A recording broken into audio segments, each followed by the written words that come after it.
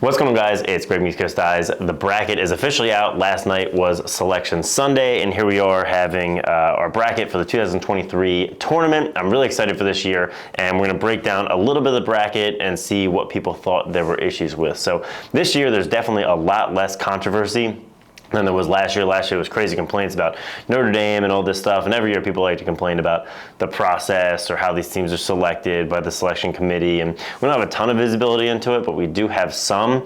So let's talk about this year and some of the issues. So first thing up, I think everybody kind of saw this coming and nobody was surprised. ACC teams make up seeds 1 through 3, so you've got Duke, UVA, and then Notre Dame at 1, 2, and 3. Nobody seemed to have an issue with this. I think it makes a lot of sense. They all kind of beat each other, and when you're talking about the 1 through 3 seed, you all get a home game. It's really not that big of a deal being the 1 seed versus the 3 seed. So nobody had any complaints there. But then where the issues start to come into is they had Maryland ranked as number 4. And this was probably the biggest issue I saw in comments people had with the bracket.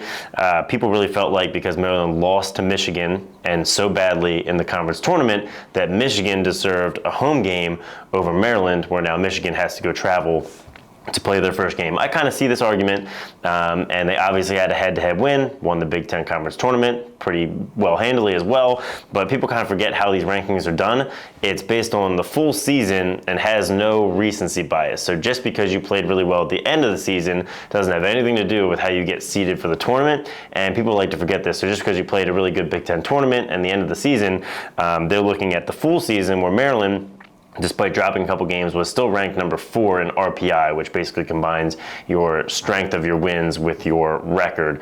So it's kind of like you had a certain number of wins and how good were the teams those wins were against and how bad were the teams your losses were. So that kind of gives you like a power ranking, and Maryland was still way higher on that.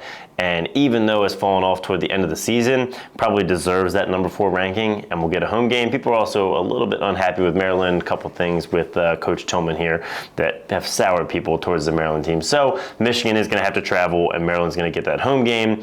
Really excited to see how that turns out. The other biggest complaint is that there's too few teams. So every year you end up with 16 or 17 teams, which leaves you with usually 1 or 2 playing games, which happens midweek, and then you've got the first round and then the quarterfinals, so 16 or so teams.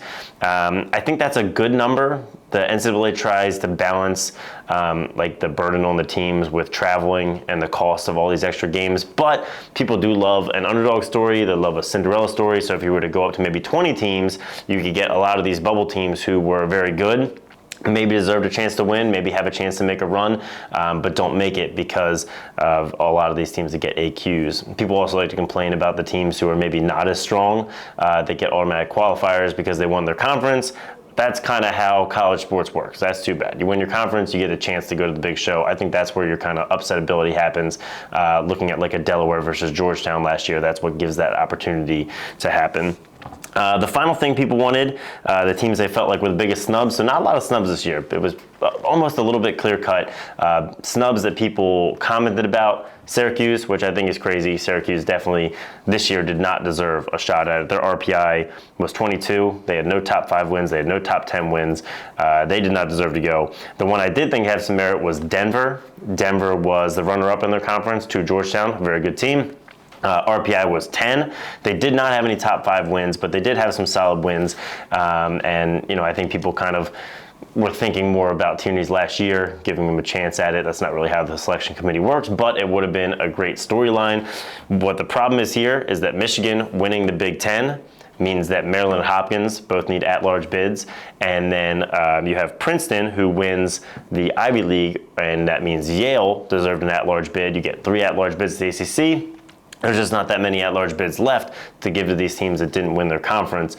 So Denver was probably the biggest bubble team and didn't make it because you had some upsets in the conference tournament. So overall, I'm really excited to see how this tournament's going to shake out. Would love to hear in the comments who you guys think is going to win this year, or what you think is going to be the Final Four matchup in Philadelphia. Thanks for watching. Like this video if you liked it, subscribe if you haven't, and have a great day.